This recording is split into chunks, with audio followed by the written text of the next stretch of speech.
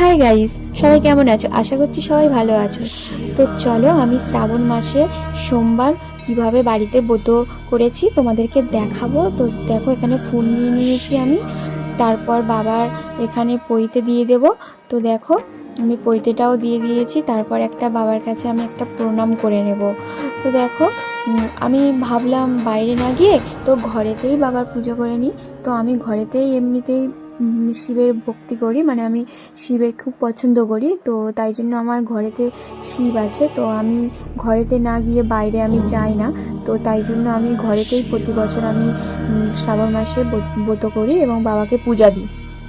তো দেখো, এখানে আমি ঘি দিয়ে স্নান করাবো। তার আগে আমি দুধ দিয়ে স্নান করিয়েছি, সেটা তোমাদেরকে দেখানো হয়নি, তো দেখাতে পারিনি একটা কারণে। তো যাই হোক, তারপর আমি এখানে মধু দিয়ে স্নান করিয়ে নেবো বাবাকে। তো মধু দিয়ে স্নান করানোর পর তোমাদেরকে দেখাবো। তো দেখো, সবাই বলছে যে দেখাচ্ছে সব, মানে সবাই দেখতে পাচ্ছি যে সবুজ চুড়ি পরছে।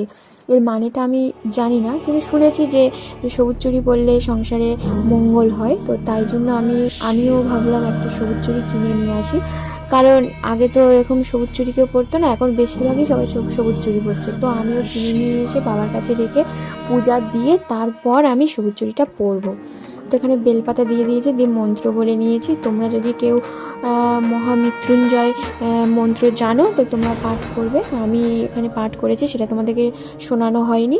তো দেখো, এখানে পূজা আমার হয়ে গেছে। এখানে আমি 5টা ধূপ জ্বেলেছিলাম। তো এখানে এই চুড়ি দেখতে পাচ্ছ। তারপর দেখো, এখানে আমি বাবাকে এমন করে সাজিয়ে দিয়েছিলাম।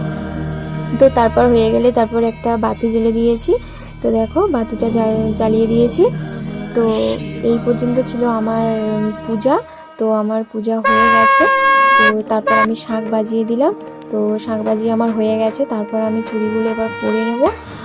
ভালো লাগে চ্যানেলটিকে সাবস্ক্রাইব করো আর আমার পাশে থেকো, যাতে করে আমি তোমাদের সাথে অনেক ভিডিও শেয়ার করতে পারি।